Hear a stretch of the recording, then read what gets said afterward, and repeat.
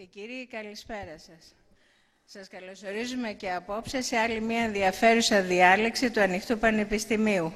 Απόψε λοιπόν έχουμε την τιμή να φιλοξενούμε τον καθηγητή φιλοσοφία, συγγραφέα, αλλά και γνωστό επιφυλιδογράφο, τον γνωστό σε όλους μας και από τις εύστοχες παρεμβάσεις ουσίας που κάνει στην κοινωνική αλλά και πολιτική επικαιρότητα του τόπου μας, τον κύριο Χρήστο Γιανναρά.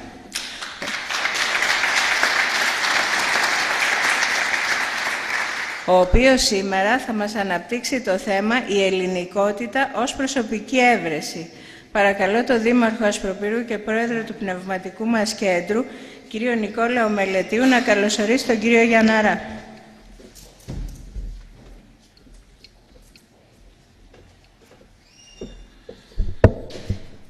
Αξιότιμοι καλεσμένοι μας, καθηγητή κύριε Χρήστο Γιανναρά, καλωσορίσατε για άλλη μια φορά στην πόλη μας.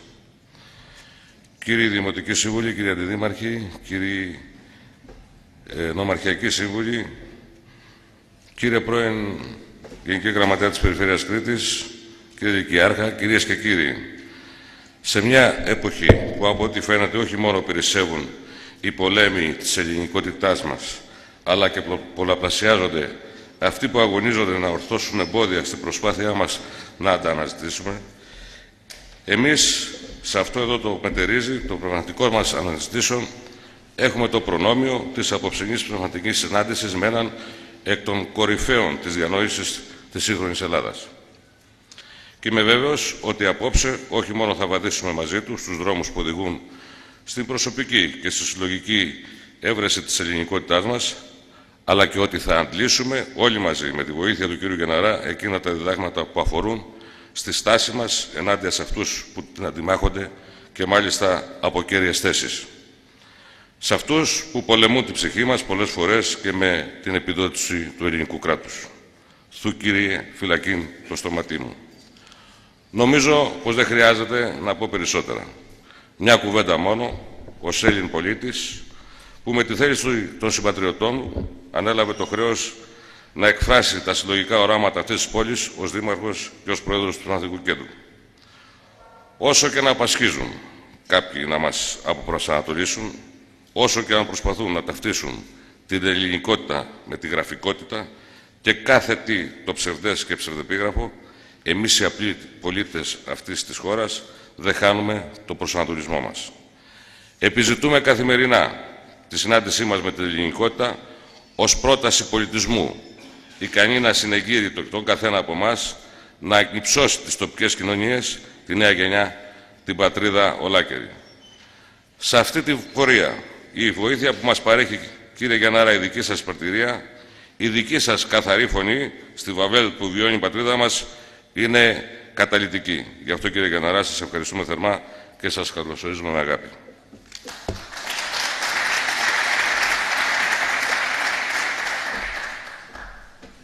Και τώρα να καλέσουμε τον Αντιπρόεδρο του Πνευματικού Κέντρου, κύριο Κώστα Τσίγκο, να μας παρουσιάσει τον κύριο Γιανναρά.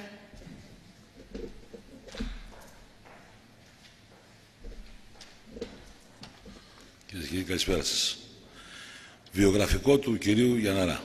Ο κύριος Χρήστος Γιανναράς, καθηγητής φιλοσοφίας, συγγραφέας και επιφυλιδεογράφος, γεννήθηκε το 1935 στην Αθήνα, όπου και σπούδασε θεολογία, ενώ συνέχισε με σπουδές φιλοσοφίας στο Πανεπιστήμιο της Βόνης και στο Παρίσι.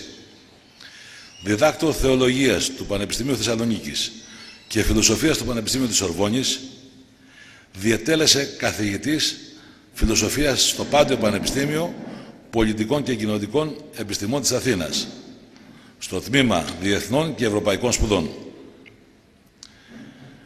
Επίσης, έχει διδάξει βυζαντινή θεολογία και φιλοσοφία στο Άγιο Σέργιο Παρισίων, στο Ινστιτούτο Οικουμενικών Σπουδών στο Παρίσι, στη Θεολογική Σχολή της Γενέβης, στη Φιλοσοφική Σχολή της Κρήτης, στο Ρέθυμνο, αλλά και αλλού. Ο κύριος Γιανναράς, παράλληλα με την τακτική του επιφυλιδογραφία, παρεμβαίνει στην κοινωνική και πολιτική επικαιρότητα. Τον καλωσορίζουμε. Καλωσορίζετε στην πόλη μας, κύριε Γιανναρά.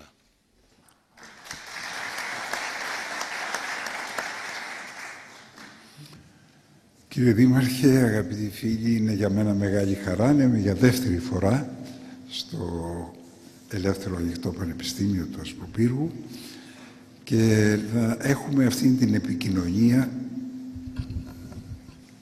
γιατί το σημαντικότερο νομίζω είναι σε αυτές τις περιπτώσεις η συζήτηση που κάνουμε και η ανταλλαγή απόψεων και όχι τόσο το καινούργιο υλικό που εγώ μπορεί να προσκομίζω. Θα ήθελα εισαγωγικά να σας θυμίσω μερικά πράγματα, μάλλον κάτι πολύ απλό, που οι αρχαίοι το συνόψιζαν σε μία μόλις φράση, ότι τα καλά κόπης κτώνται. Τα πολύτιμα πράγματα τα αποκτά ο άνθρωπος στη ζωή του με κόπο. Και ο κόπος χρειάζεται διότι όσο πιο πολύτιμο είναι κάτι, τόσο περισσότερη προσπάθεια θέλει για να το ανακαλύψεις, να το εκτιμήσεις, να το αξιολογήσεις. Τα πολύτιμα πράγματα δεν είναι τόσο πάντοτε χρηστικά, αλλά είναι αυτά τα οποία δίνουν νόημα στη ζωή και ποιότητα στη ζωή. Να πω απλοϊκά παραδείγματα. Θέλει κόπο για να κατέχεις μια ξένη γλώσσα. Να μάθεις και να κατέχεις μια ξένη γλώσσα. Μια ξένη γλώσσα δεν είναι απλώς χρηστικό εφόδιο, σου ανοίγει έναν άλλο κόσμο. Ιστορικές καταβολές, συνήθειες, νοοτροπίες, επιτεύγματα μιας άλλης κοινωνίας. Κυριολεκτικά σε βάζει σε έναν άλλο κόσμο, σε προϊόντα της τέχνης μιας άλλης κοινωνίας. Το να κατέχεις, να μάθεις και να κατέχεις μια μουσική γλώσσα, να μπορείς να εκφράζεσαι με ένα μουσικό όργανο. Αυτό πια, αν θέλει, επίσης, επιμονή, προσπάθεια, χρόνια πολλά να διαθέσεις για να φτάσεις να το κατέχεις. Το να μάθεις να βλέπεις την τέχνη. Την τέχνη μπορεί να τη βλέπει ένας αδαής και να μην του λέει τίποτα, απλώς να έχει κάποια αισθητική ικανοποίηση, κάποια εφραντικά αισθήματα.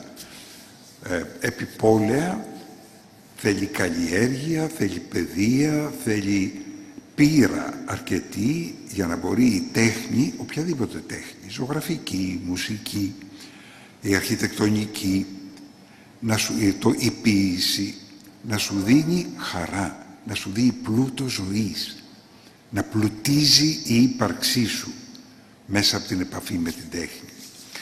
Θα έλεγα τέλος, σε αυτά τα απλοϊκά παραδείγματα, ότι ακόμα και μία ανθρώπινη σχέση, μια πραγματική σχέση, θέλει κόπο για να κατορθωθεί. Εκεί ο κόπος δεν είναι ίσως τόσο χρονικός ή σωματικός, εκεί είναι ο κόπος του να υπερβείς το εγώ σου, για να μπορέσεις πραγματικά να συναντηθείς με έναν άλλον άνθρωπο. Δεν μπορεί να προβάλλεις εσύ ένα θωρακισμένο εγώ. Τότε μόνο συγκρούσεις δημιουργείς. Μια σχέση κατακτιέται. Θέλει πραγματικά υπομονή, προσπάθεια και ετοιμότητα. Αυτήν την ετοιμότητα του να δοθείς, να υπερβείς, όπως είπα, τις εγωκεντρικές σου απαιτήσεις. Μια τέτοια πορεία προϋποθέτει και το να ανακαλύψεις ότι είσαι Έλληνας. Θα θεωρήσετε πιθανόν περιττή αυτή την εισαγωγή μου, αλλά μην μου αρνηθείτε ότι σήμερα η τάση μας είναι μάλλον να θεωρούμε ως κάτι αυτονόητο το ότι γεννηθήκαμε Έλληνες. Αυτή η τάση ενισχύθηκε κέρια, ίσως και να δημιουργήθηκε, από τη στιγμή που ιδρύθηκε το ελλαδικό κράτος. Αυτό το γεγονός, το τόσο σημαντικό για την ιστορία του ελληνισμού, έχει μερικές παρενέργειες οι οποίες πρέπει να μας προβληματίσουν.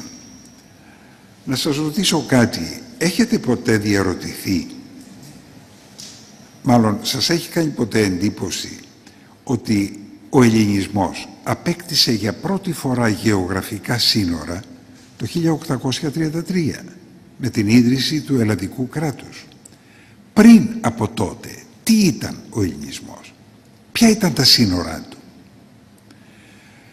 Ξέρετε το μεγάλο πρόβλημα το οποίο έχουμε στην ιστορία και αυτό που μας δημιουργεί πολλές φορές και πληθώρα παρεξηγήσεων και παρανοήσεων? Το Βυζάντιο, το λεγόμενο Βυζάντιο, ήταν ελληνικό ή όχι?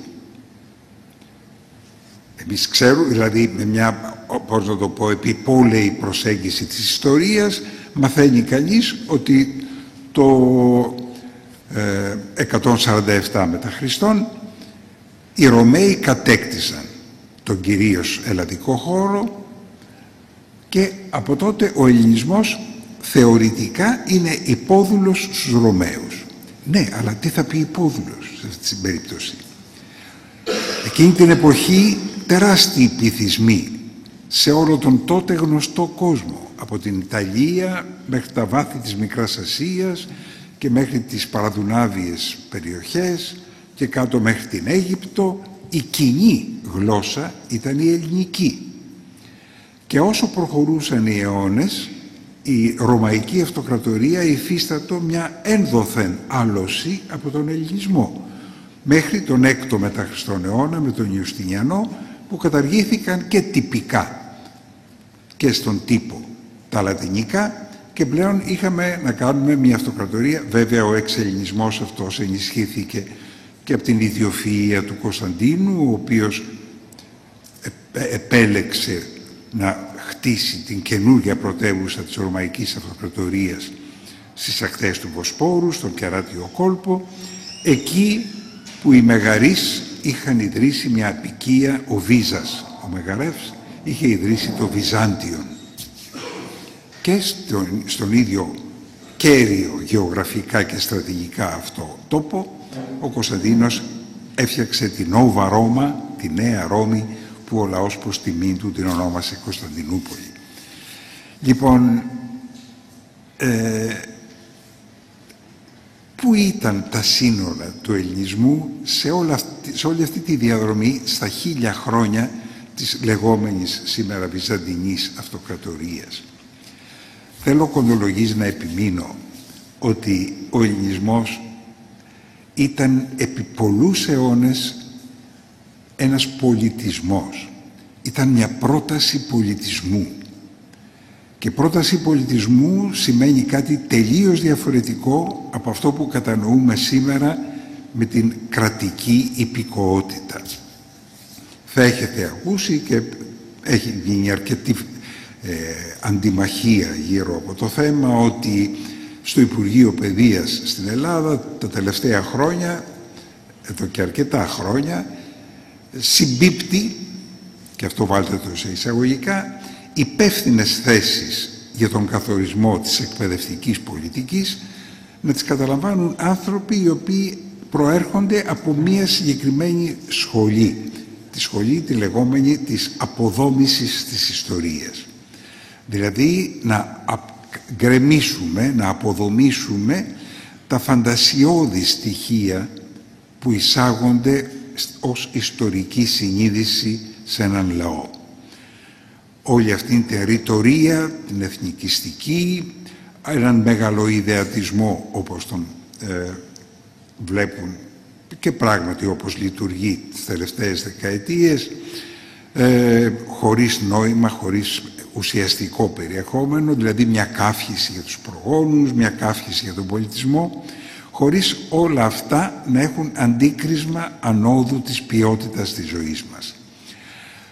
Η τάση αυτή και η σχολή αυτή της αποδόμησης της ιστορίας, βέβαια είναι σαφέστατο ότι σήμερα υπηρετεί και πολλές άλλες σκοπιμότητες. Τις σκοπιμότητες που έχουν ξένες δυνάμεις, κυρίως δε η Βορειοατλαντική Συμμαχία, να μας συμφιλιώσει όλους, κάποιους λαούς, με πανάρχες διαφορές ή ψυχολογικές αντιθέσεις, να μας συναδελφώσει μέσα σε ένα κοινό στρατόπεδο, σε ένα κοινό μέτωπο. Πολύ συγκεκριμένα πιέζει αφάνταστα να αναγνωρίσουμε τα Σκόπια σε αυτή την πλαστογραφία, την ανατριχιαστική της ιστορίας που τολμούν να τα αναγνωρίσουμε ως Μακεδονία. Ντε και καλά να δεχθούμε στους κόλπους της Ευρώπης την Τουρκία, η οποία και το παιδί του δημοτικού καταλαβαίνει ότι ο ευρωπαϊκός πολιτισμός, ο ευρωπαϊκός τρόπος του βίου δεν έχει την παραμικρή σχέση με τον πολιτισμό που αναπτύχθηκε στην τουρκική Ανατολία. Είναι οροφάνερα πράγματα αυτά. Αντιθέτως αποκλείουμε εξορισμού την είσοδο στην Ευρωπαϊκή Ένωση της Ρωσίας. Μα με συγχωρείτε πολύ, Ευρώπη γίνεται χωρίς τον Κεμάλ Ατατούρκ ή τον Ισμέτιν Ονού. Ευρώπη δεν γίνεται χωρίς Τσέχοφ και Ντοστογεύσκι και Τολστόι και Τσαϊκόφσκι και όλους τους άλλους μεγάλους της Ρωσίας. Αλλά βλέπετε, οι πολιτικές σκοπιμότητες κατευθύνουν την ιστορία με τρόπο ο οποίος δεν υπακούει στη στοιχειώδη λογική των αναγκών που έχουν οι λαοί και των νοοτροπιών και πολιτισμών που έχουν αναπτύξει. Λοιπόν, ξαναγυρνώ στους Έλληνες αποδομιστές για να τονίσω ότι από ό,τι φαίνεται η θέση τους είναι ότι η ελληνικότητα είναι δημιούργημα του ελλαδικού κράτους. Πριν από το ελλαδικό κράτος δεν μιλούσαμε για Έλληνες, μιλούσαμε για Πελοποννήσιους, Ρουμελιώτες, Κρήτες, Θεσσαλούς κλπ. Η ελληνικότητα ως κυρίαρχη ιδεολογία, όπως την ονομάζουν, είναι γέννημα της κρατικής πολιτικής από την ίδρυση του ελλαδικού κράτους και μετά, η οποία κρατική πολιτική θεμελίωσε την κοινωνική συνοχή, προσπάθησε να την θεμελιώσει σε έναν εθνικισμό τοπικό που καταλήγει σήμερα να είναι ένας βαλκανικός επαρχιωτισμός και πνίγει την ελληνικότητα, την στερεί. Από τι την στερεί? Από τον εξυγχρονισμό της. Δηλαδή την στερεί από την δυνατότητα να αλωτριωθεί ακόμα περισσότερο, υποτασσόμενη σε μεθόδους και εισαγόμενες νοοτροπίες και πάλι που θα τις επιτρέψουν να αναπτυχθεί. Υπάρχει, όπως πάντοτε σε κάθε ψεύδος, υπάρχει μια μικρή αλήθεια μέσα η οποία διαστρεβλώνεται. Είναι γεγονός ότι το ελλαδικό κράτος από τη στιγμή που δημιουργήθηκε έχασε την συνείδηση ότι ο ελληνισμός είναι πριν από κάθε τι άλλο μια πρόταση πολιτισμού. Πρόταση που ενδιαφέρει πανανθρώπινα. Πρόταση δηλαδή, τι θα πει πολιτισμός?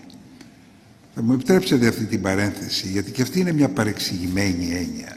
Όταν μιλάμε για πολιτισμό σήμερα, οι περισσότεροι νομίζουν ότι πρόκειται για ψυχαγωγία λίγο πολύ. Πολιτισμός είναι το να βλέπεις θέατρο, να πηγαίνεις κινηματογράφο, να βγαίνουν βιβλία, να παράγεται τέχνη, όλα αυτά σε ένα επίπεδο επικοδομήματος πάνω στην πραγματικότητα της ζωής μας.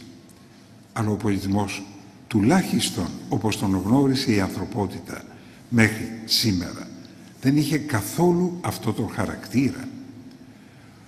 Η λέξη πολιτισμός, καλά βλέπετε, ένας Έλληνας το καταλαβαίνει αμέσως, είναι προϊόν, ο πολιτισμός είναι προϊόν της πόλεως. Είναι αυτό που συμβαίνει μέσα στην πόλη, αυτό που πραγματοποιεί η πόλης.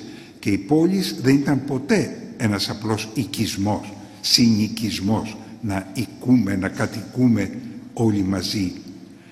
Η πόλης ήταν ένας άλλος τρόπος συνύπαρξης, ένας άλλος στόχος των σχέσεων κοινωνίας. Αυτό είναι ένα ξεχωριστό θέμα, θα έπρεπε κάποια άλλη φορά να το αναπτύξουμε ξεχωριστά, αλλά απλώς μια νήξη σας κάνω ότι οι Έλληνες οι οποίοι για πρώτη φορά, οι τότε Έλληνες, οι αρχαίοι, στην ανθρώπινη ιστορία εμφάνισαν την πόλη και την πολιτική τέχνη, εννοούσαν κάτι ριζικά διαφορετικό από αυτό που εννοούμε σήμερα. Η πόλη ήταν το κατόρθωμα να περάσει μια συλλογικότητα από την κοινωνία της χρείας στην κοινωνία του αληθούς. Οι άνθρωποι φτιάχνουν κοινωνίες, συλλογικότητες, για να κοινωνούν τις ανάγκες τους. Λέει ο Αριστοτέλης, ο ένας να είναι γιατρός, ο άλλος να είναι παπουτσής, ο τρίτος να είναι χτίστης, ώστε δεν μπορεί ο κάθε άνθρωπος να ικανοποιεί όλες του τις ανάγκες. Πρέπει να κοινωνούμε τις ανάγκες μας. Αυτό το ονομάζει ο Αριστοτέλης κοινωνία της χρείας, κοινωνία του χρήσιμου, του χρηστικού, του αναγκαίου. Οι Έλληνες εξέφνης εμφάνισαν μέσα στην ανθρώπινη ιστορία μια αλλαγή στόχου. Δεν μας ενδιαφέρει απλώς να κοινωνούμε τις πρακτικές ανάγκες. Μας ενδιαφέρει ο τρόπος της συνύπαρξής μας να είναι καταλήθιαν. Τι θα πει αυτό? Υπάρχει κάποια ιδεολογία η οποία καθορίζει τι είναι αλήθεια και τι δεν είναι? Κάθε άλλο. Για τους Έλληνες αλήθεια είναι, η λέξη είναι πολύ χαρακτηριστική, το στερητικό και το λήθη, που σημαίνει απόκρυψη.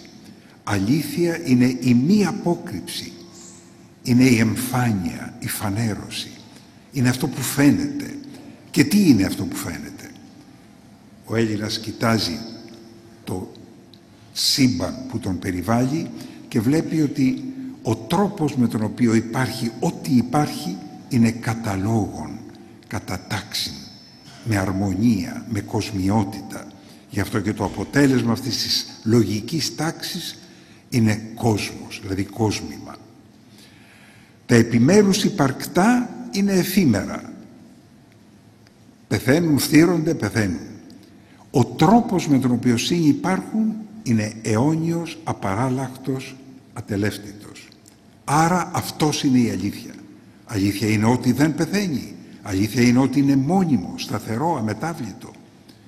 Επομένως, να μιμηθούμε, λένε οι Έλληνες, αυτόν τον τρόπο της αλήθειας. Επομένως, να οργανώσουμε την συλλογικότητά μας με την λογική αρμονία και τάξη, την λογικότητα των σχέσεων που έχει ο κόσμος. Και τότε φτιάχνουμε πόλη. Γι' αυτό και ήταν τιμή να είσαι πολίτης, να μετέχεις σε αυτό το άθλημα του να αληθεύει ο βίος. Να μην κοιτάς το εγώ σου, να μην έχεις ίδιον τέλος, ιδιοτέλεια. Να μην έχεις σκοπούς δικούς σου, αλλά να συντονίζεσαι στον κοινό σκοπό που ήταν η φανέρωση της αλήθειας. Κοντολογείς, χωρίς μια μεταφυσική εκδοχή της ζωής, ήταν αδιανόητη για τον Έλληνα η πολιτική. Να το πω πιο απλοϊκά, η δημοκρατία, γιατί στο άθλημα μετέχει όλος ο Δήμος. Αλλιώς θα ήταν μια υπόθεση για μερικούς εκλεκτούς. Εάν δεν μετέχει όλος ο Δήμος στο άθλημα της αληθείας, δεν έχουμε πόλη. Και αυτό ακριβώς, αυτή η μετοχή ήταν τιμή. Ήταν τιμή να μετέχεις στα της πόλεως. Και όσους δεν μετήχαν, εμείς τους τιούτους ατίμους έχουμε, λέει ο Περικλής στον Επιτάφιο. Τους έχουμε χωρίς τιμή, δεν τους τιμάμε. Η τιμή είναι να είσαι πολίτης. Και επειδή ήταν τιμή να είσαι πολίτης, οι πολίτες δεν εκλέγονταν στα αξιώματα, κληρώνονταν. Κάτι το οποίο έγινε μία και μοναδική φορά μέσα στην ιστορία.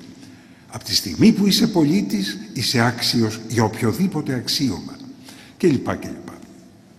Λοιπόν, πολιτισμός θα πει μια πρόταση νοήματος της ύπαρξης του κόσμου, της ιστορίας. Τι νόημα έχει? Γιατί να υπάρχει ό,τι υπάρχει? Αυτό το νόημα γίνεται πράξη, δεν είναι απλώς μια ιδεολογία, γίνεται πράξη διότι γίνεται οδηγός να ιεραρχήσει τις ανάγκες, να ιεραρχήσει μια συλλογικότητα τις ανάγκες της. Καταλαβαίνετε ότι αν το νόημα που δίνουμε στη ζωή και στην πραγματικότητα είναι ό,τι φάμε, ό,τι πιούμε και ό,τι τέλος πάντων κατορθώσουμε, τότε η ιεράρχηση των αναγκών μας θα είναι η θηριωδία της μάχης, να κερδίσουμε περισσότερα, να θωρακίσουμε το εγώ περισσότερο κλπ. Εάν ο στόχος μας, εάν το νόημα που δίνουμε είναι να υπάρχουμε καταλήθιαν, τότε στην αρχαία Αθήνα τα σπίτια των Αθηναίων ήταν πενιχρές κατοικίες. Δεν υπήρχαν ούτε παύλεις ρωμαϊκές, ούτε ανάκτορα μινωικά, πενιχρές. Γιατί? Γιατί όλος ο πλούτος και το κάλος και η εμφάνιση ήταν στην αγορά, εκεί που συντελείται το πολιτικό γεγονός. Πολιτισμός λοιπόν είναι ένα νόημα της ζωής, ένα νόημα της πραγματικότητας, το οποίο ιεραρχεί τις ανάγκες μας και δείχνει δηλαδή ποια ανάγκη, όχι δείχνει, με βάση αυτή την αξιολόγηση λειτουργούν οι ανάγκες. Ο πολιτισμός, για να πω ένα χοντρό παράδειγμα, θα αλλάξει εάν αύριο το πρωί η ανάγκη η δική μας να μετέχουμε σε ένα κοινό άθλημα αληθείας γίνει πολύ πιο επιτακτική, γίνει πρώτη σε σχέση με το ηλεκτρικό ψυγείο. Λέω το ηλεκτρικό ψυγείο για να τονίσω πόσο πρακτικές ήταν οι συνέπειες αυτών των επιλογών. Και βέβαια αυτό το νόημα το βαθύτερο της ερμηνείας του κόσμου και της ιστορίας μπορεί να μην το μπορούσαν να το πούν όλοι όσοι συμμετείχαν σε αυτό το άθλημα. Κυρίως το εξέφραζαν οι διανοητές, οι φιλόσοφοι, οι καλλιτέχνες. Γι' αυτό και σιγά σιγά η λέξη πολιτισμός ταυτίστηκε με τα έργα της τέχνης, με τα έργα της σκέψης, με τέτοιες επιδόσεις του ανθρώπου. Δεν έπαψε όμως η λέξη πολιτισμός να σημαίνει μια ποιότητα της ζωής και όχι απλώς μια λύση πρακτικών προβλημάτων, όχι μόνο ανταπόκριση στην κοινωνία της χρείας.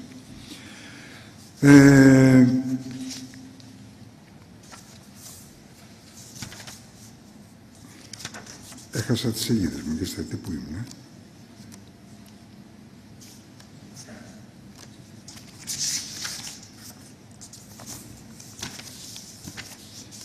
Μπράβο. Έλεγα λοιπόν ότι με την ίδρυση του ελλαδικού κράτους υπησήλθε η συνείδηση της υπηκοότητας. Μπολιαστήκαμε με την προτεραιότητα ότι είμαστε υπήκοοι ενός κράτους. Βέβαια, αυτοί οι υπήκοοι, τουλάχιστον στα 100 πρώτα χρόνια λειτουργίας του ελλαδικού κράτους, είχαν ταυτόχρονα και μια συνείδηση ότι εκπροσωπούσαν μια ιστορική συνέχεια πολιτισμού κλπ. Αλλά δεν συνέδεαν τη λειτουργία του κράτους και την ύπαρξη του κράτους με αυτή την πολιτιστική τους ταυτότητα. Τη συνέδεαν περισσότερο με επιδιώξεις λειτουργικότητας του κράτους.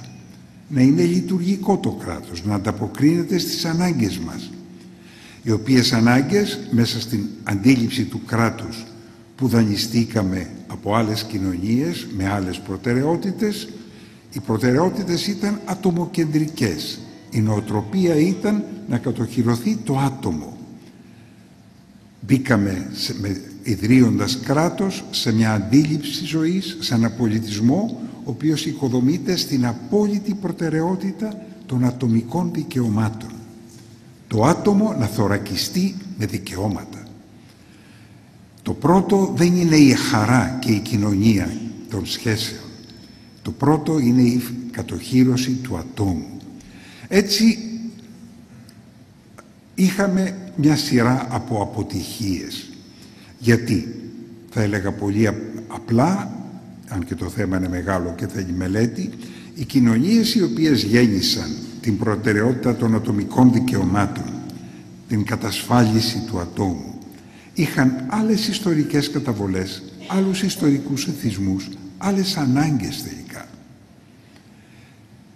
Τα ατομικά δικαιώματα, η ατομοκεντρική οργάνωση της ζωής, η οποία για να αποτελέσει οργάνωση θέλει έντονο νομικισμό, δηλαδή νόμους και μέσα εφαρμογής των νόμων, επιβολής των νόμων, όπως θέλει και έναν έντονο ορθολογισμό, δηλαδή μια προτεραιότητα όχι των σχέσεων, αλλά μια προτεραιότητα της αντικειμενικής λογικής επιβολής. Αυτά όλα για να τα αφομοιώσει ένας λαός που έχει από πίσω του 3.500 χρόνια διαφορετικές εμπειρίες, διαφορετικές αντιλήψεις, Ένας λαός στον οποίο το κάθε άτομο εισέπρατε την κατοχύρωσή του, αν θέλετε, σε εισαγωγικά, όχι από θεσμικούς νόμους ή από την ορθολογική οργάνωση της ζωής, αλλά από τις σχέσεις, από τον έπαινο του Δήμου και των σοφιστών, τα δίκαια και ανεκτήμητα έβγε, που λέει ο Καβάφης. Γι' αυτό και η ελληνικότητα, μια και ανέφερα τον Καβάφη, θυμάστε εκείνο το ποίημα που λέει ότι για την ελληνικότητα η ιδιότητα δεν έχει η ζωή τιμιωτέραν, εις τους θεούς ανήκουν τα πέραν. Αυτή η ελληνικότητα επομένως δεν είχε να κάνει με χρηστικές προτεραιότητες, και στο παιχνίδι αυτή είναι μία ερμηνευτική άποψη, η οποία μπορεί να συζητηθεί ή να αμφισβητηθεί, αλλά σε αυτή την προσπάθεια να συμβιβάσουμε το ιστορικό μας παρελθόν με τον ευρωπαϊκό εξυγχρονισμό μας, αρχίσαμε να βιώνουμε ένα κράτος που δεν μπόρεσε ποτέ να ξεπεράσει τον χαρακτήρα της Βαλκανικής επαρχίας. Ένα κράτος το οποίο κάποιες στιγμές κατόρθωσε στους πολέμους του 12-13 μια κάποια επέκταση, αλλά από εκεί και πέρα θα έλεγα, ή και πριν από αυτό, είναι μάλλον μια διαδοχή αποτυχιών. Αποτυχίες με κορυφαία την απώλεια της Μικράς Ασίας, δηλαδή την απώλεια ουσιαστικά των κοιτίδων του ελληνισμού. Μην ξεχνάμε ότι η ελληνική γραφή, η ελληνική φιλοσοφία γεννήθηκαν στη Μικρά Ασία, δεν γεννήθηκαν εδώ. Ο ελληνισμός είχε πάντοτε τον έλεγχο και στις δύο όχθες του Αιγαίου. Και γεωστρατηγικά, λένε οι ειδικοί, είναι αδύνατο να επιβιώσει ένας λαός εάν δεν ελέγχει και τις δύο όχθες του Αιγαίου.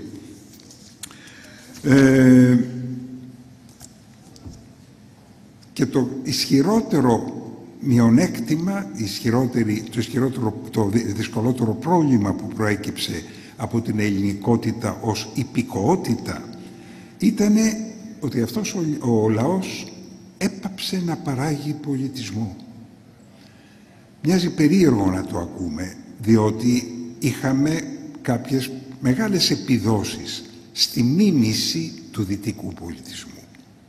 Ο Δημήτρης Μητρόπουλος, η Μαρία Κάλλας, ο Γιάννης Ξενάκης, ο ιατρός Παπα-Νικολάου, κορυφαία ονόματα του πολιτισμού στον 20ο αιώνα, αλλά του δυτικού πολιτισμού, του ευρωπαϊκού πολιτισμού. Καμία σχέση με ελληνική ιδιαιτερότητα, καμία σχέση, απλώς συμπτωματικά έτυχε αυτοί οι άνθρωποι να γεννηθούν στην Ελλάδα. Πολιτισμό με ελληνική ταυτότητα, με ελληνική ιδιαιτερότητα. Παρήγαν ελάχιστα κάποιοι ποιητές, γιατί η ποίηση πράγματι είχε μια συνέχεια οργανική, και κυρίως αρχίσαμε να αντιλαμβανόμαστε αυτή τη διαφορά ανάμεσα σε ένα πολιτισμό με ελληνικότητα και σε ένα πολιτισμό απλώς μιμητικό μετά την γενιά τη λεγόμενη του 30. Αυτή η γενιά πράγματι μας άνοιξε τα μάτια και είδαμε ότι αυτός ο λαός σε αιώνες που ήταν σκλάβος, αγράμματος, φτωχός, υπόδουλος, σε αυτούς τους αιώνες παρήγε πολιτισμό ηλικιώδη.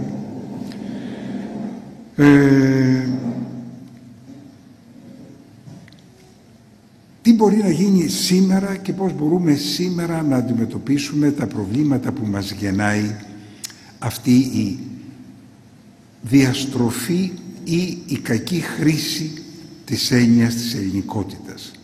Δηλαδή η εκδοχή της ελληνικότητας όχι πλέον ως πολιτιστικής πρότασης. Και θα μου επιτρέψετε να προσθέσω εδώ, μια πρόταση πολιτισμού έχει δυναμισμό εάν ενδιαφέρει πανανθρώπινα. Διαφορετικά πέφτουμε σε μια άλλη κατηγορία, σε αυτό που ονομάζουμε σήμερα folklore, και νομίζουμε ότι πολιτισμός είναι το σιρτάκι και το τζατζίκι και το σουβλάκι, οι γραφικότητες δηλαδή του παρελθόντος. Αυτές θεωρούμε ελληνικότητα, αυτές προβάλλουμε ως ελληνική ταυτότητα, κυρίως για τουριστική χρήση, για να προσελκύσουμε με γραφικότητες και λαϊκές ιδιαιτερότητες περισσότερο τουρισμό. Δηλαδή πάλι για μια σκοπιμότητα που δεν έχει να κάνει τίποτα άλλο παρά μόνο με χρησιμότητα. Λοιπόν, ο πολιτισμός δεν είναι folklore. Ο πολιτισμός είναι αυτό που είπα αρχή, πρόταση νοήματος της ζωής. Δεν είναι τυχαίο ότι μέχρι σήμερα, όπου και αν ταξιδέψετε στον κόσμο, θα μπείτε σε ένα βιβλιοπωλείο από την Κίνα μέχρι την Ιαπωνία, μέχρι την Νότια Αμερική, μέχρι το παντού, θα μπείτε σε ένα βιβλιοπωλείο και θα δείτε αμέσως μπροστά σας, μεταφρασμένο στην επιτόπια γλώσσα, Αριστοτέλη, Πλάτωνα, Θουκυδίδη, βυζαντινές εικόνες. Γιατί? Διότι έχουν κάποιο φιλελληνισμό αυτοί οι λαοί? Όχι. Απλώς αυτά τα πράγματα είναι ανάγκη τους ακόμα σήμερα. Είναι ανάγκη που θέλουν να ικανοποιήσουν. Επομένως, αυτή η πρόταση θα μπορούσε να έχει την διαχείρισή της το ελλαδικό κράτος ενεργά, επικαιροποιώντας την, δίνοντάς την έναν επίκαιρο χαρακτήρα. Τι έχει να απαντήσει η ελληνική πείρα, η ελληνική ιστορική εμπειρία στα προβλήματα που θέτει ο σημερινός βίος, η σημερινή ιστορική πραγματικότητα.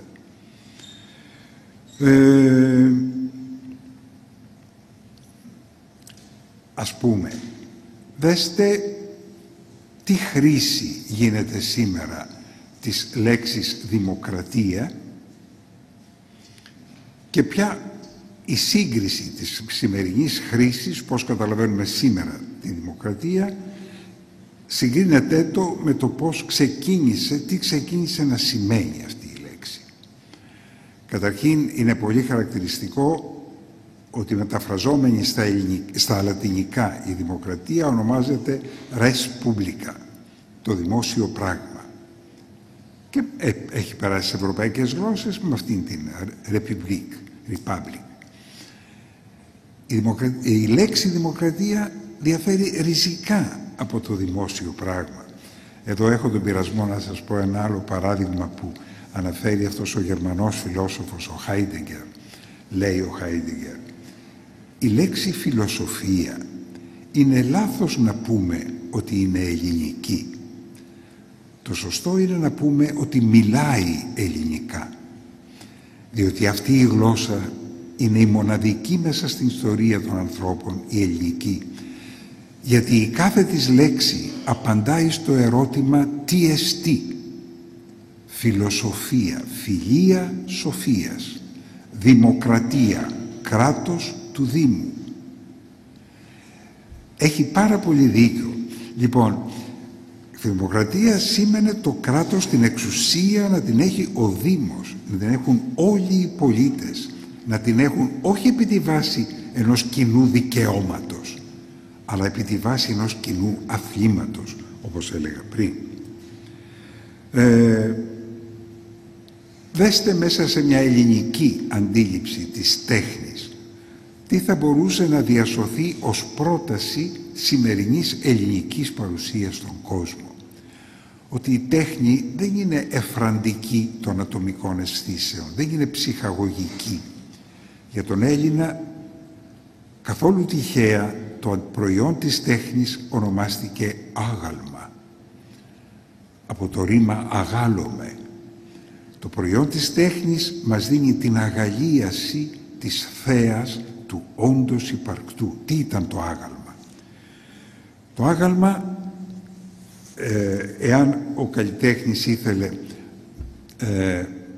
να το πω αντίστροφα, ο δυτικός καλλιτέχνης από την αναγέννηση και μετά, εάν ήθελε να παραστήσει τον Απόλλωνα, το απόλυτο του ανδρικού κάλους, θα έπαιρνε ένα λεβεντόπεδο, ένα ωραίο αγόρι, θα το έστειλε εκεί ως μοντέλο και θα το κοπιάριζε, θα έκανε την κόπια του. Αν ήθελε να φτιάξει την Αφροδίτη, μια πολύ ωραία κοπέλα, και θα έφτιαχνε την κόπια της.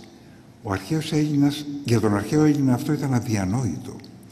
Ο αρχαίος Έλληνας, για να δώσει την αλήθεια του ανδρικού κάλους ή του γυναικείου κάλους ή οτιδήποτε άλλο, έπρεπε να αφαιρέσει από κάθε ωραίον άντρα και από κάθε ωραία γυναίκα όλα τα περιστατικά και περιστασιακά γνωρίσματα, όσο ωραίος και να είναι κάποιος, ξέρω εγώ, η μύτη του θα είναι λίγο στραβή, το αυτί του θα είναι λίγο έτσι. Αυτά όλα πρέπει να αφαιρεθούν και να φτάσουμε σε εκείνα τα γνωρίσματα που κάνουν τον κάθε ωραίο άνδρα να είναι άνδρας, την κάθε γυναίκα να είναι γυναίκα. Να φτάσουμε στον τρόπο της ουσίας, δηλαδή στον τρόπο με τον οποίο μετέχει το υπαρκτό στην ύπαρξη. Αυτό θα πει ουσία. Βγαίνει από το θηλυκό της μετοχής του ρήματος είναι, από το υπάρχει.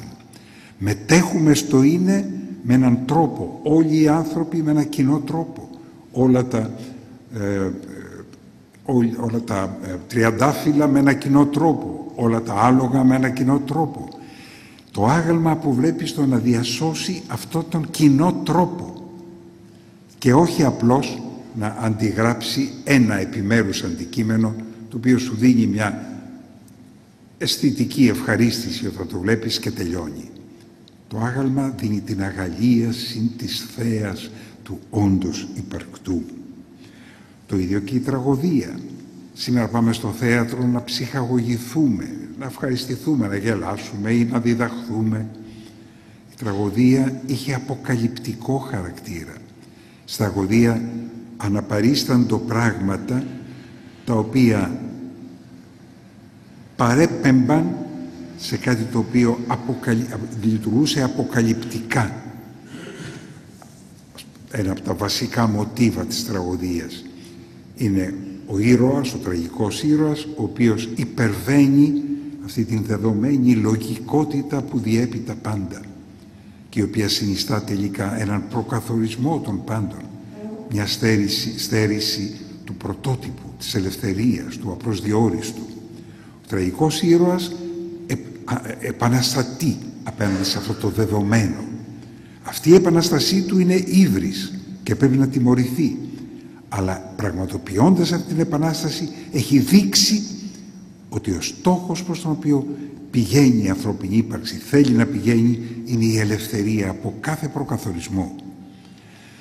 Το λέω σαν παράδειγμα για να πω ότι τα πάντα μέσα στην ελληνική πρόταση λειτουργούν πάντοτε για τη φανέρωση της αλήθειας, για την φανέρωση του όντως υπαρκτού. Και χάρη σε αυτό το κριτήριο, στην αναζήτηση του κριτηρίου πάντοτε της αλήθειας, φτάνουμε και στα πιο θεωρητικά πεδία. Πώς οι Έλληνες ξεχώριζαν τι είναι έγκυρο και τι είναι άκυρο, τι είναι ορθό και τι είναι ψευδές. Πώς το ξεχώριζαν? Υπάρχει κάποιος κώδικας που ορίζει τα πράγματα ή κάποια αυθεντία στην οποία να καταφύγουμε και να μας πει αυτό είναι το σωστό και εκείνο είναι το λάθος? Όχι. Το κριτήριο για τους Έλληνες ήταν πάλι η κοινωνία, όταν κοινωνούμε την ίδια εμπειρία, όταν πάντες ομοδοξούσιν και έκαστος επιμαρτυρεί, όταν όλοι πάντες έχουμε την ίδια αντίληψη από την εμπειρία μας και κάθε ένας μαρτυρεί με βάση την εμπειρία του ότι έτσι είναι τα πράγματα.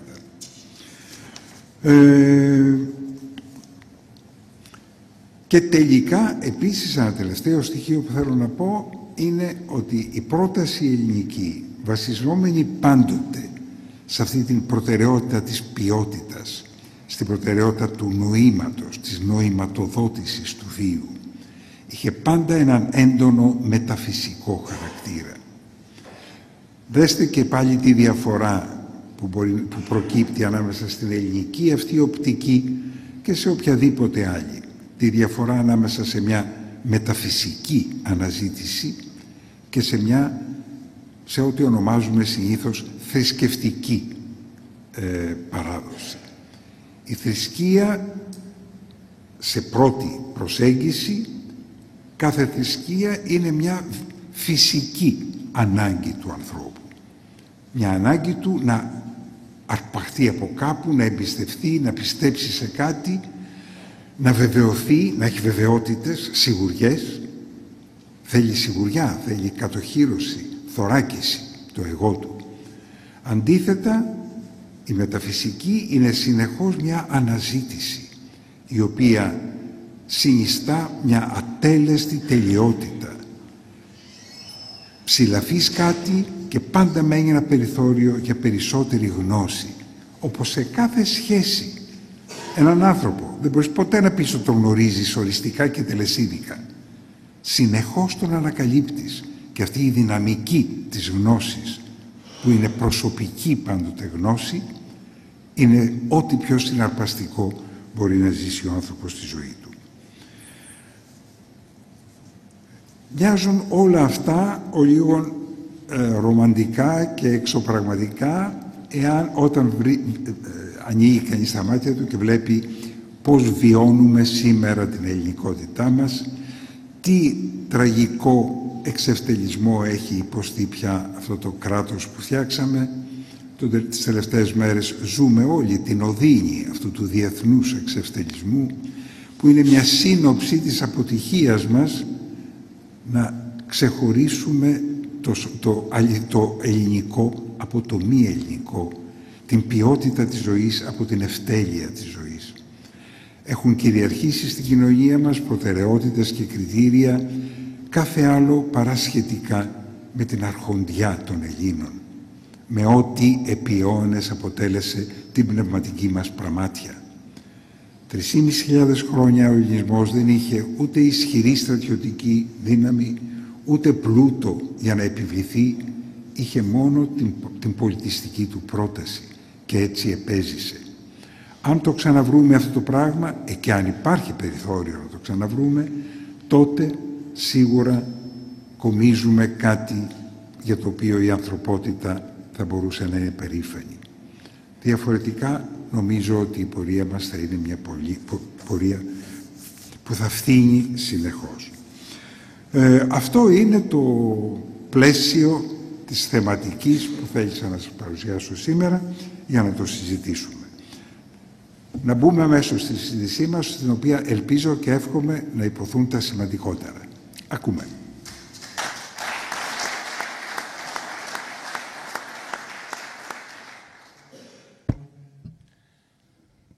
Ευχαριστούμε. Κύριε καθηγητά, οφείλω να πω ότι μέσα σε λίγο χρονικό διάστημα μας συνεπήρατε με όσα μας είπατε και πιστεύω πως οι απορίες θα είναι πολλές και θα ξεκινήσει ο κύκλος των ερωτήσεων ή τι άλλο απασχολεί το ακροατήριο σήμερα να μας απαντήσετε. Παρακαλώ, ποιος θέλει να ξεκινήσει.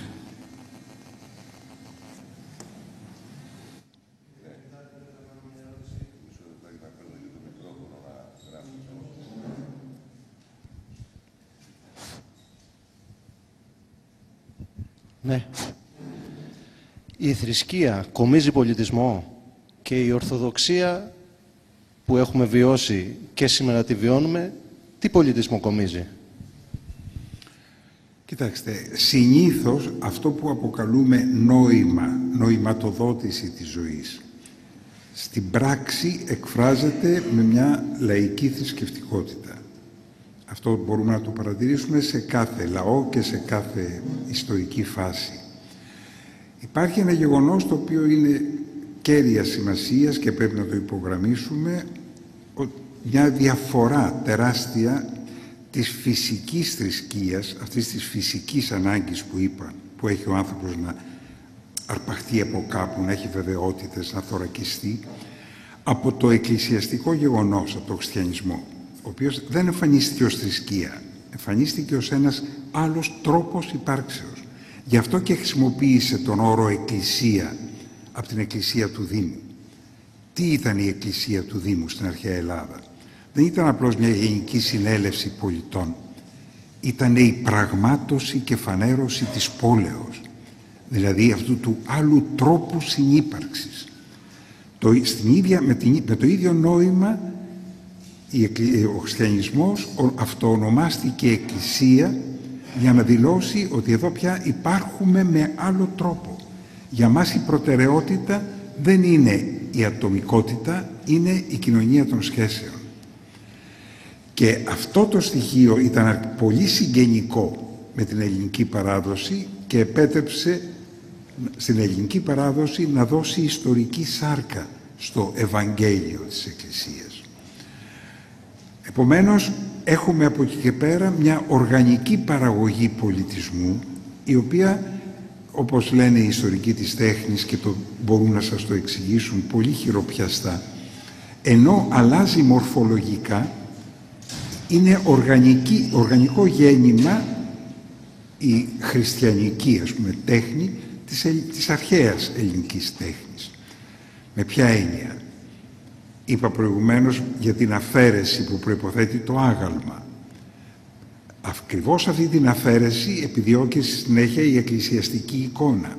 Όχι πια όμως μια αφαίρεση η οποία να σε ανάγει, να σε παραπέμπει στον δεδομένο και ανερμήνευτο λόγο που καθορίζει την κάθε ύπαρξη, αλλά να σε παραπέμπει, το καινούριο στοιχείο που κομίζει ο χριστιανισμός είναι ότι η αιτία των υπαρκτών, η πηγή, η πρώτη αιτία δεν είναι μια μονάδα, δεν είναι ένα υπέρτατο όν, δεν είναι μια θεία ουσία, αλλά είναι μια κοινωνία σχέσεων. Η ίδια η αιτιώδης αρχή του υπαρκτού είναι κοινωνία. Ο μόνος ορισμός του Θεού που υπάρχει μέσα στην Αγία Γραφή είναι ότι ο Θεός αγάπη εστί. Είναι αγάπη, δεν έχει αγάπη. Δεν λέει έχει, δεν είναι ιδιότητα, είναι ο τρόπος της ύπαρξής του. Λοιπόν, η αρχιτεκτονική μπορεί να δει κανείς, ενώ πάμε, επαναλαμβάνω, σε άλλη μορφολογία, πως και πάλι θέλει να αναδείξει, να φανερώσει, η αρχαία ελληνική τέχνη ήθελε να δείξει με την αρμονία των μελών, των αρχιτεκτονικών μελών, την αρτιότητα, το κάλος των σχέσεων που συγκροτούν τον κόσμο. Η εκκλησιαστική αρχιτεκτονική θέλει να φανερώσει το γεγονός του πως ο κόσμος μπορεί να γίνει κίνηση του Θεού προς τη γη. Να γίνει δηλαδή η ενανθρώπιση του Θεού. Έκλεινε ουρανούς και κατέβη. Θόλοι, ημιθόλια, σφαιρικά τρίγωνα και λοιπά και λοιπά. Θα μπορούσε να μιλήσει κανείς πολύ γι' αυτό. Η ποίηση. Μπορείτε πάρα πολύ εύκολα να μελετήσετε αυτή τη συνέχεια της παραγωγής ποίησης από την αρχαία Ελλάδα στον εκχριστιανισμένο ελληνισμό. Έχει βγάλει ο Τρυπάνης, αν τον θυμάστε, της Ακαδημίας Αθηνών και υπουργός παιδείας έκανε, έχει βγάλει στα Penguin, σε αυτή την αγγλική σειρά, έχει βγάλει ελληνιστή με αγγλική μετάφραση ένα τόμο, The Greek Verse, ο ελληνικός στίχος, η ελληνική ποίηση, από τον Όμηρο μέχρι τον Ελίτη, στην αδιάκοπη αυτή συνέχεια και διαδοχή. Αυτά όλα πηγάζουν από μια μεταφυσική, δηλαδή από μια νοηματοδότηση της ύπαρξης και του ύπαρκτου. Παρακαλώ. Έλα, κύριε Δαμάσκο. Μισό λεπτάκι, θα πάρετε το λόγο. Κύριε Δαμάσκο. Όπα.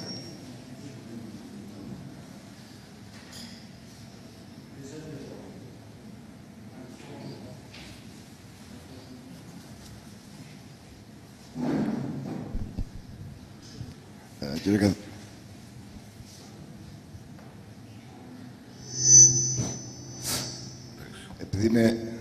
επειδή είναι στην επικαιρότητα το θέμα των μεταναστών αυτή την εποχή, θα ήθελα να σας ρωτήσω αν σε βάθος χρόνου θα έχει συνέπειες η αλλίωση του ελληνισμού. Αυτό είναι πολύ λεπτό και δύσκολο πρόβλημα. Έχει δύο οπτικές.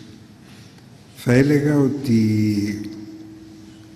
η παρουσία των τόσων μεταναστών στην Ελλάδα σήμερα θα μπορούσε να θεωρηθεί μια κέρια ευκαιρία. Μην ξεχνάτε ότι από τη Ρωμαϊκή κατάκτηση μέχρι το 1821 στις κυρίως ελλαδικές περιοχές υπήρξαν 17 αλλεπάλληλες εισβολές και κατακτήσεις. Δηλαδή 17 φορές ξένοι λαοί μπήκαν και εγκαταστάθηκαν μέσα στις ελληνικές περιοχές. και αφομοιώθηκαν. Είναι ένα πραγματικά μοναδικό γεγονός. Γιατί? Διότι είναι αρχή μέσα στην κοινωνική πραγματικότητα και μέσα στην ιστορία ότι πάντοτε ένας πολιτιστικά υπέρτερος λαός αφομοιώνει τον πολιτιστικά υποδέστερο. Επομένως, μια ακόμα τέτοια εισβολή, αν θέλετε να την πω έτσι, θα μπορούσε να είναι ευκαιρία να αφομοιωθεί και να βοηθήσει και το φοβερό δημογραφικό μας πρόβλημα. Έχουμε αφαιθεί οι Έλληνες και φθήνουμε πλέον δημογραφικά. Για να στηρίξω αυτήν την οπτική θα σας πω ένα πολύ ωραίο παράδειγμα που μου έλεγε μια δασκάλα που διδάσκει σε ένα σχολείο των Αθηνών, όπου το 40% των παιδιών της είναι πλέον αλλοδαπά παιδάκια. Τους ετοίμαζε μια γιορτή για την 25η Μαρτίου.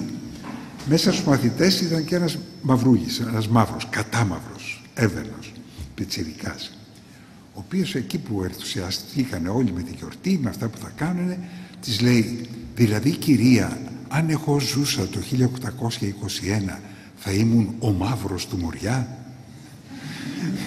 Το βρήκα πολύ χαριτωμένο για το πώς μπορεί να γοητευτεί ακόμα σήμερα ένα παιδί από την ελληνική ιστορία.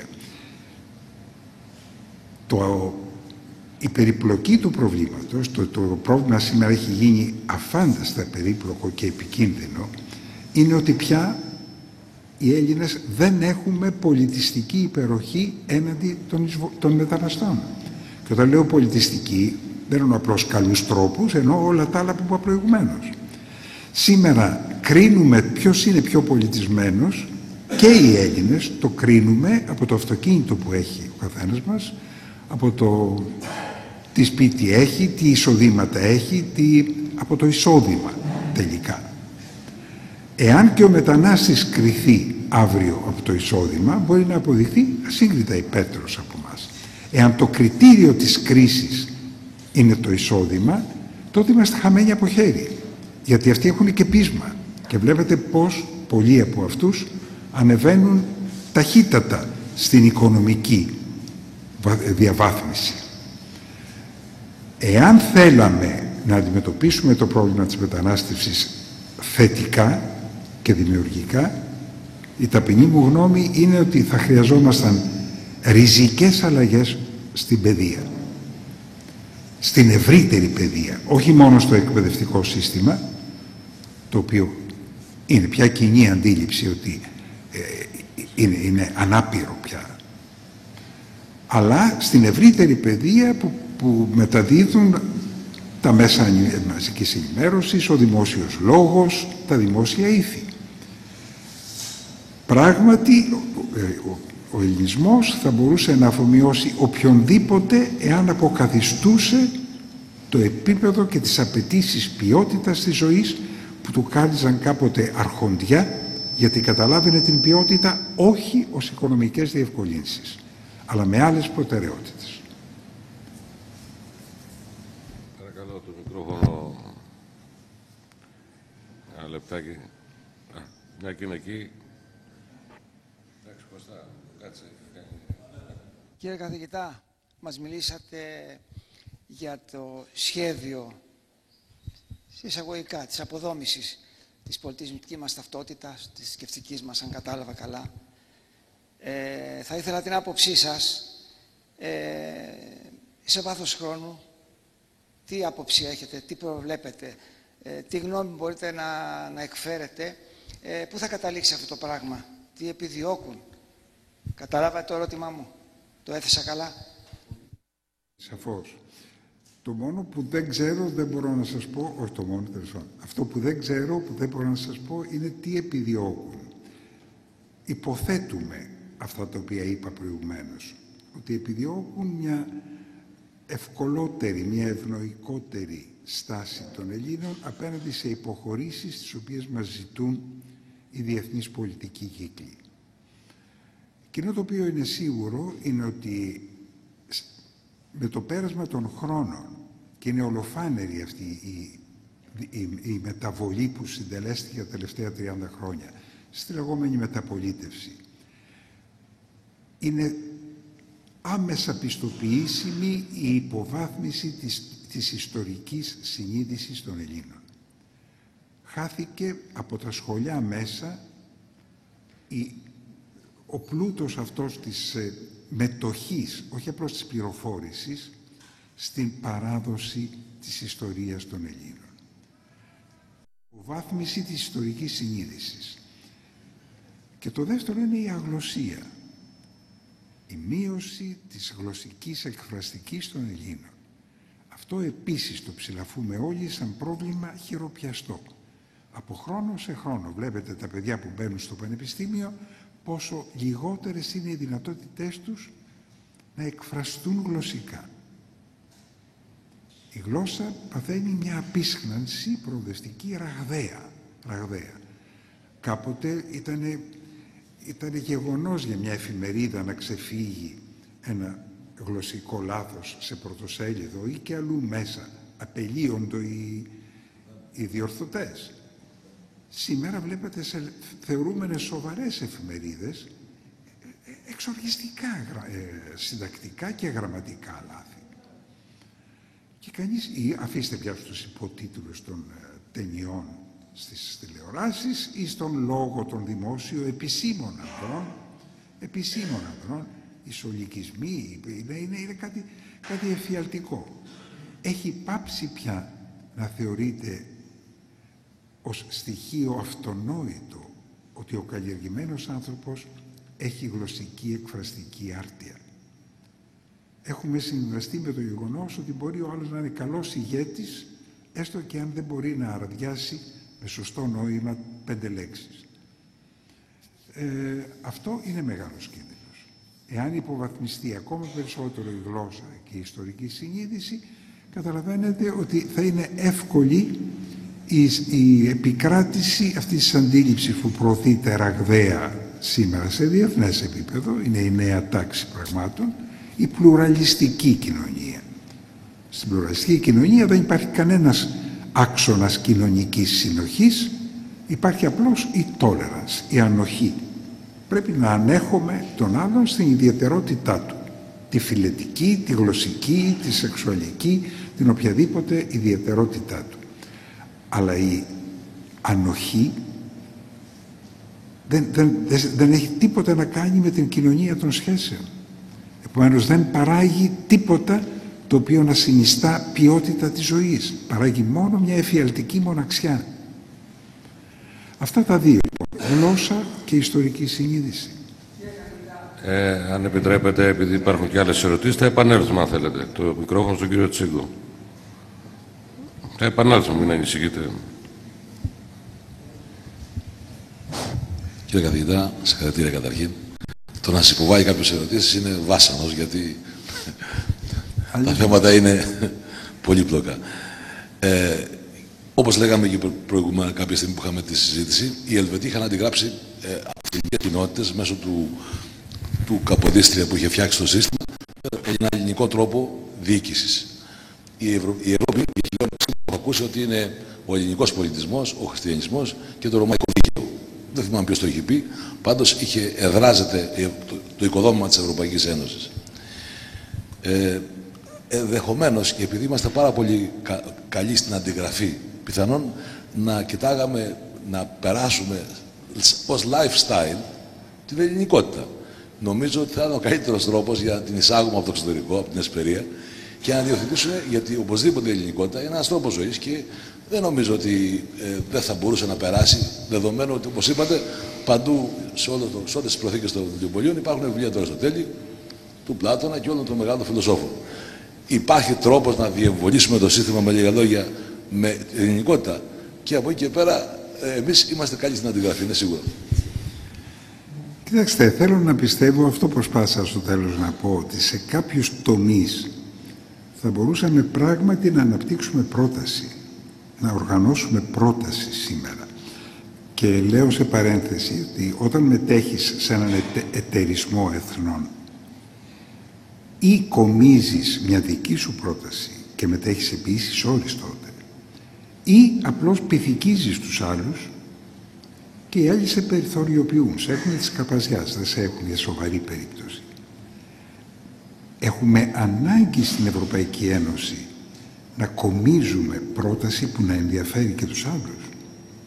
Να κομίζουμε ιδιαιτερότητα. Και ο κάθε λαός προσπαθεί να το κάνει αυτό. Λοιπόν, το κακό είναι ότι αυτή την προσπάθεια την εντοπίζουμε αποκλειστικά σε τεχνικά επιτεύγματα ή σε οργανωτικά επιτεύγματα, τα οποία, επαναλαμβάνω, δεν τα γεννήσαμε, τους τρόπους αυτούς δεν τους γεννήσαμε εμείς. Επομένως θα είμαστε πάντα δεύτεροι, πάντα καθυστερημένοι. Εάν όμως μπορούσαμε να συνειδητοποιήσουμε, ας πούμε, με μια ριζική αλλαγή στην παιδεία μας, η οποία να δίνει απόλυτη προτεραιότητα στη γλώσσα ως λογική και στα μαθηματικά ως γλώσσα. Αυτόν το ξεχωριστό, νομίζω, στην ελληνική παράδοση. Τα μαθηματικά δεν ήταν ποτέ ένα χρηστικό εργαλείο. Ήταν μια γλώσσα λογικής. Μια γλώσσα για να πούμε μια πραγματικότητα που δεν μπορούμε να την πούμε με νοήματα. Και ακόμα πιο συγκεκριμένα στη γλώσσα, σκεφτείτε τι θα σήμαινε αν από το δημοτικό σχολείο αποκτούσαμε μια παίζοντας, γιατί η γλώσσα είναι παιχνίδι. Αποκτούσαμε μια επίγνωση κάποιων διαφορών, των διαφορών που κρίνουν τη ζωή. Ας πούμε, τι θα πει κοινωνία και τι θα πει societas. Societas θα πει εταιρισμόν επί κοινό συμφέροντι. Τι θα πει νόμος και τι θα πει λέξη. Τι θα πει λόγος και τι θα πει ράτσιο. Αυτές οι διαφορές είναι διαφορές που οριοθετούν πολιτισμούς. Σήμερα δυστυχώς λέμε κοινωνία και εννοούμε societas. Όταν οι πολιτικοί μας μιλάνε για κοινωνία, αυτό εννοούν. Έναν εταιρισμό με κοινό συμφέρον. Για κοινό συμφέρον. Όταν λένε αλήθεια, εννοούν veritas. Δεν καταλαβαίνουν τη διαφορά. Σε αυτές τις διαφορές νομίζω ότι μπορούμε να προσβλέψουμε για μια διάσωση της εταιρότητας, η οποία να μην είναι απλώς διάσωση, να είναι ενεργητική πρόταση. Ναι, και στον κύριο Φαρμάκη. Στο τελευταίο σημείο, έτσι. Από ό,τι είπατε, για να ανακτήσουμε εμείς την πολιτιστική υπεροχή, θα πρέπει μέσω της παιδείας και της γλώσσας να δημιουργήσουμε ένα νέο αξιακό σύστημα. Εκεί είπατε ότι μπορούμε επιμέρους να διακριθούμε σήμερα σαν λαός. Δεν θα χρησιμοποιούσα τη λέξη αξιακό σύστημα. Μια πρόταση νοήματος. Εντάξει. Το αξιακό σύστημα είναι πάλι ένας νάρφικας. Σωστά. Δοθέντος ότι η παιδεία δεν είναι μόνο πολιτιστικό αγαθό. Βοηθάμε δηλαδή τους νέους, εγώ είμαι διευθυντής εδώ σε ένα σχολείο του Ασπρόπυργου, να λύσουν και το βιοποριστικό τους πρόβλημα. Και δεδομένου ότι σήμερα ζούμε στην εποχή της παγκοσμιοποίησης, που είναι ένα άλλο φαινόμενο, έτσι να το πω ακροθυγώς, η παγκοσμιοποίηση εμφανίστηκε σήμερα επειδή είχαμε την έκρηξη των νέων τεχνολογιών.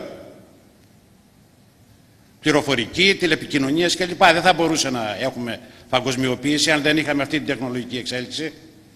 Δεδομένου ότι στο πολιτισμικό τομέα, όχι στο πολιτιστικό, δηλαδή αυτό που περιέχει και τις πολιτιστικές αξίες και τις τεχνολογικές, όπως και εσείς είπατε, υπολοιπόμαστε. Πώς μπορούμε να βρούμε τη θέση μας εμείς σήμερα στην παγκόσμια κοινωνία? Αν μπορείτε να το κάνετε έτσι να γίνει πιο κατανοητό. Δεν είναι πολύ εύκολο να συνοψίσει κανείς αυτό το πρέπει σε μια συγκεκριμένη πρόταση. Θα πω παραδείγματα. Τουλάχιστον να είχαμε διαφορετική ιεράρχηση αναγκών. Ας πούμε σήμερα, τα τελευταία χρόνια, η Φιλανδία ή η Ιρλανδία ξόδεψαν το μεγαλύτερο μέρος, δεν θυμάμαι απ' έξω να σας πω ποσοστά, αυτών των περίφημων πακέτων που δίνει για βοήθεια η Ευρωπαϊκή Ένωση, σε παιδεία και έρευνα. Με αποτέλεσμα να έχουν η Ιρλανδία σήμερα ένα 17% αύξηση του εθνικού προϊόντος και η Φιλανδία, ξέρετε πόσο διαπρέπει, ναι. Αυτό βέβαια έχει πάλι την χρηστική λογική, αλλά σε μια χώρα με διαφορετική προέλευση, με διαφορετική παράδοση, με διαφορετικές ιστορικές εμπειρίες, θα μπορούσε αυτή η επένδυση στην παιδεία και στην έρευνα να δώσει και άλλα αποτελέσματα, όχι απλώς τεχνολογικές επιδόσεις, να δώσει και άλλα αποτελέσματα σαν αυτά που προσπάθησα να περιγράψω προηγουμένως. Το πρόβλημα είναι ότι εμείς τα πακέτα τα κάναμε επιδοτήσεις, δηλαδή τα κάναμε μπουναμάδες για να κερδίσουμε ψήφους. Η τραγωδία της παρακμής μας είναι ότι τα πάντα έχουν υποταχθεί σε μια προτεραιότητα, πρώτον της εξασφάλισης του εγώ μας και δεύτερο να πετύχουμε αυτή την εξασφάλιση ανεχόμενη μια ηγέτιδα τάξη, μια πολιτική τάξη η οποία σαφώς δεν ενδιαφέρεται για τίποτε άλλο παρά μόνο για την εξουσία, για την επανεκλογή. Είναι τόσο ομά τα πράγματα, σχεδόν χυδαία. Οπότε το να συζητάμε για διαφορετική μεταχείριση των πακέτων της Ευρωπαϊκής Ένωσης ή για διαφορετική αξιοποίηση ήταν η πρώτη φορά στην ιστορία του ελλαδικού κράτους. Πρωτοφανές φαινόμενο ότι έρευσαν σε αυτή τη χώρα πακτολοί στην κυριολεξία. Και τι γίνανε? Ούτε καν ένας σωστός δρόμος. Γίνανε βίλες, γίνανε κόταρα, γίνανε ό,τι άλλο θέλετε. Επομένως αυτό είναι που απελπίζει. Δείχνει έναν παλιμβαρβαρισμό, ένα πρωτογονισμό τόσο αμήλικτο, τόσο χυδαίο, που δεν ξέρει πια ο μέσος σκεπτόμενος Έλληνας πώς να αντισταθεί. Και αυτό και αυτός ο τίτλος που δώσαμε στο θέμα μας σήμερα. Μια προσωπική έβρεση. Δηλαδή όπως όταν όλα χάνονται και σκοτεινιάζουν, προσπαθείς να βρεις ένα νόημα ζωής στα παιδιά σου, σε έναν έρωτα, στην τέχνη, κάπου να βρεις ένα πλούτο ζωής. Να μπορούσε να λειτουργήσει για κάποιους ανθρώπους η ανακάλυψη της ελληνικότητας ως προσωπική έβρεση, για να αντισταθούμε σε αυτόν τον εκχυδαϊσμό που μας πνίγει στην κυριολεξία. Υπερβάλλω. Υπάρχει και άλλη ερώτηση? Η κυρία έχει δύσκολο. Ναι, ένα λεπτάκι. Μισό λεπτάκι να αρχίσετε.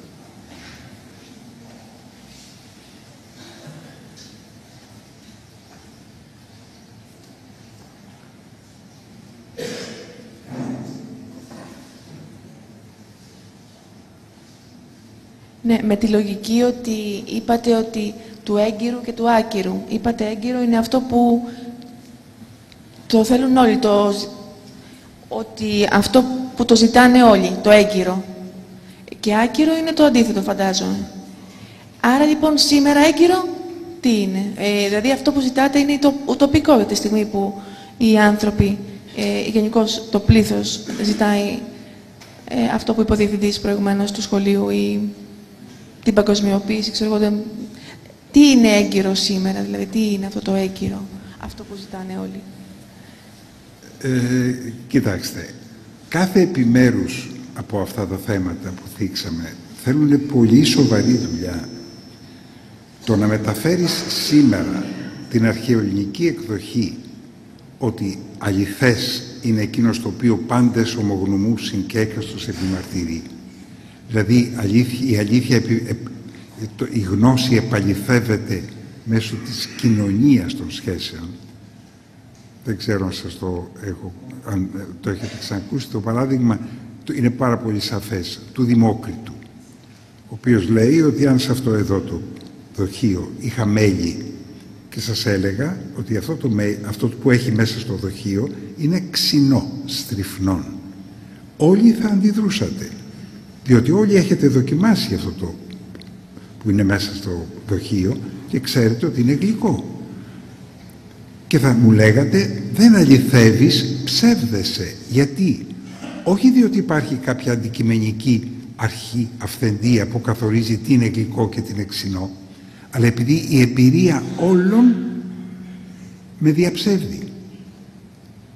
Εσύ έχεις ιδίαν φρόνηση, σκέπτεσαι αλλιώτικα από μας. Εμείς λοιπόν, αλήθεια για μας είναι ότι το μέλι είναι γλυκό. Η εμπειρία επαληθεύει. Αυτή η απλή αρχή Δεν μπορείτε να φανταστείτε τι συναρπαστική επικαιρότητα έχει, και μην νομίζετε ότι πετάω τώρα έτσι ένα πυροτέχνημα. Το λέω προκλητικά για να το ψάξει κανείς. Τι εκπληκτική επικαιρότητα έχει στο πεδίο της σημερινής επιστημολογίας. Η αντίληψη ότι η γνώση επαληθεύεται ως σύμπτωση έννοιας και νοουμένου, που υπήρχε σε όλο το δυτικό μεσαίωνα, ευτυχώς κατέρευσε με την εμφάνιση της μοντέρνας φυσικής. Την αρχή της σχετικότητας, η οποία βασίζεται στην διαπίστωση ότι η επαλήθευση της γνώσης είναι συνάρτηση της θέσης και της κίνησης του παρατηρητή, δηλαδή είναι συνάρτηση σχέσεων. Και η αρχή της απροσδιοριστίας, η οποία θα έλεγα ότι μας βοήθησε να προσγειωθούμε ότι και μέσα στη φύση τίποτα δεν είναι μηχανιστικό. Η φύση δεν είναι ένα σύνολο δεδομένων οντοτήτων. Είναι ένα σύνολο ενεργούμενων σχέσεων. Το να έρθει μια ελληνική πρόταση για να βγάλει από αυτά τα δεδομένα μια μεταφορά αυτών των αρχών στο κοινωνικό επίπεδο, για έναν που γνωρίζει την ελληνική παράδοση, θα ήταν αυτονόητο και εξαιρετικά δυναμικό και πάρα πολύ συγκεκριμένο. Αλλά αυτά θέλουν δουλειά. Θέλουν πάρα πολύ δουλειά. Η παράδοσή μας στην προτεραιότητα του χρησίμου έχει γίνει με τόσο άπλιστο τρόπο και με τόσο πρόχειρο τρόπο, που βλέπετε ότι χάνουμε και το παιχνίδι της χρησιμότητας. Δέστε πώς έχει καταντήσει η παιδεία μας. Ουσιαστικά έχει ακυρωθεί η βαθμίδα του λυκείου. Και μιλάμε για δωρεάν παιδεία, αλλά αν το παιδί δεν πάει στο φροντιστήριο να πάρει γνώσεις μιας χρήσεως, δηλαδή μόνο για να μπει στο πανεπιστήμιο, από εκεί και πέρα δεν έχει μάθει τρόπο σκέψης, τρόπο να λειτουργεί η λογική του. Έχει μάθει επιμέρους μεθόδους για να απαντάει σε πράγματα τα οποία θα του ζητηθούν για να κατορθώσει να μπει στο πανεπιστήμιο. Και επομένως όλο το σύστημα μοιάζει να έχει αποτύχει παταγωδώς. Εκεί θέλει επίσης δουλειά. Θέλει πάρα πολύ δουλειά. Το πώς να καταλήξουμε σε μια κοινή συμφωνίας. Σήμερα λέμε από όλα τα κόμματα. Εγώ θα έλεγα από το κοινωνικό σώμα. Μια συμφωνία. Τι γνώση θέλουμε να αποκτούν τα παιδιά μας. Θέλουμε μια γνώση κριτικής σκέψης, μια γνώση η οποία προχωράει ερευνητικά, ή θέλουμε μια αποθήκευση πληροφοριών. Από τότε που άρχισαν να γίνονται εκπαιδευτικές μεταρρυθμίσεις στην Ελλάδα, κάθε εκπαιδευτική μεταρρύθμιση προσθέτει και κάποιο ποσό πληροφοριών στη διδακτέα ύλη. Οι επιστήμες προχωρούν, κομίζουν καινούργια στοιχεία, να τα βάλουμε, να τα μάθει το παιδί. Έτσι σήμερα έχουμε δημιουργήσει μια διδακτέα ύλη με υδροπικία, θα έλεγα, υδροκέφαλη, τεράστια, και η αφομοίωση αυτών των πραγμάτων, σήμερα το να βρει το παιδί την πληροφορία είναι το πιο εύκολο δυνατό. Πατάει ένα κουμπί και την έχει μπροστά του. Όλο το πρόβλημα έγκυται πώς θα προσλάβει και πώς θα αξιοποιήσει την πληροφορία. Η ανάπτυξη κριτικών δυνατοτήτων. Τα είπα αυτά τα παραδείγματα για να σας τονίσω ότι δεν μπορούμε εύκολα να φτάσουμε σε άρθρωση σημερινής πρότασης. Μπορούμε όμως να φτάσουμε. Αρκεί κάποιοι να δουλέψουν πάρα πολύ σοβαρά και πάρα πολύ υπεύθυνα. Υπάρχει, νομίζω πως ολοκληρώσαμε, κυρία Κούφα.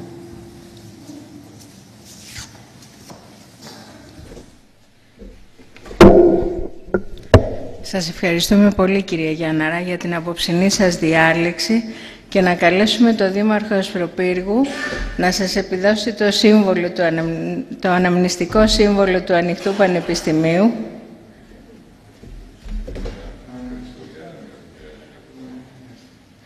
Να καλέσουμε τον Αντιπρόεδρο, κύριο Κώστα Τσίγκο, να σας δώσει την πράξη ευχαριστίας εκ μέρους του Πνευματικού Κέντρου.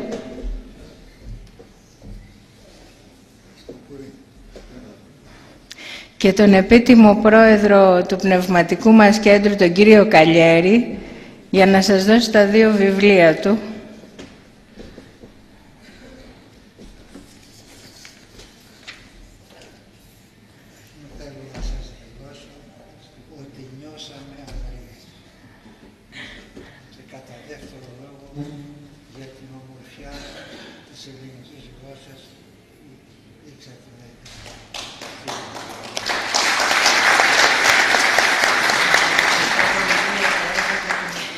Ένα λεπτό.